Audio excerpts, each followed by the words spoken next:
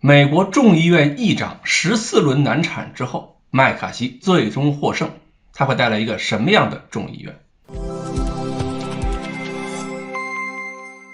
各位网友大家好，我是刘小飞。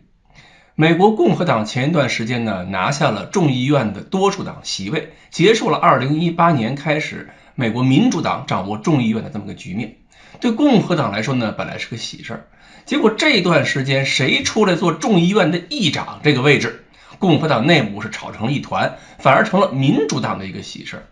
民主党人一想，反正议长啊这个位置跟我没什么关系，我就在边上看热闹，看你们共和党内部怎么互相拆台。而且呢，这些民主党议员啊嘴里还不闲着，带着零食带着饮料进会场，一边看一边吃，要可乐有可乐，要爆米花有爆米花，关键是立体的，还不用3D 眼镜。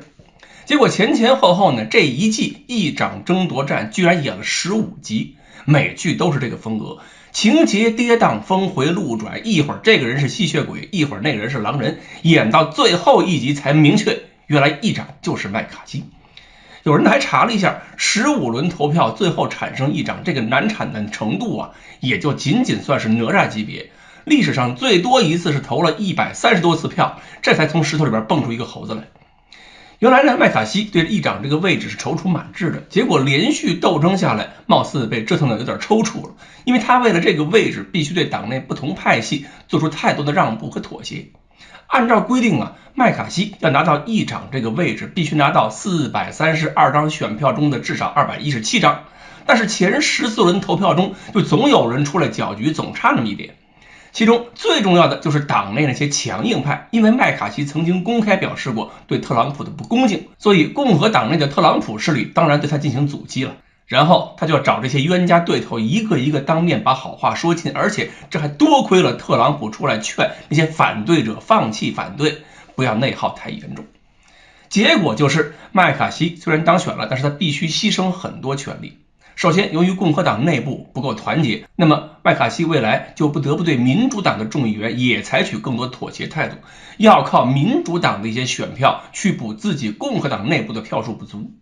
此外呢，他还不得不允许原来至少5名议员联合起来才能提出罢免议长这个门槛啊，改成1人就足以发起，所以这个议长的位置就比以前不稳定。现在呢，就已经有些事儿要继续引起议会内部斗争的，比如债务上限要不要继续提升，如果要提升，麦卡锡就必须承诺减少开支，还有原来2800亿美元那个科技竞争法案要不要继续维持，麦卡锡呢就想推翻上一个版本的，推行他的版本。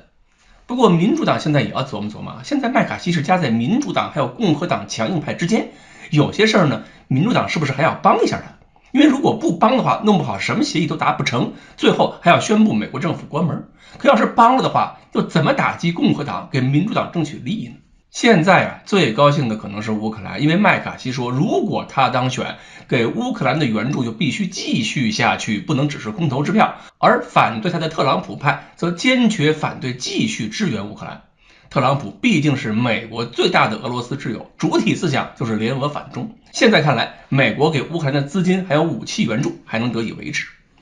对于我们来说呢，中国人民解放军又可以准备一次环岛游了，因为这位麦卡锡说，他一旦当选议长就要去台湾。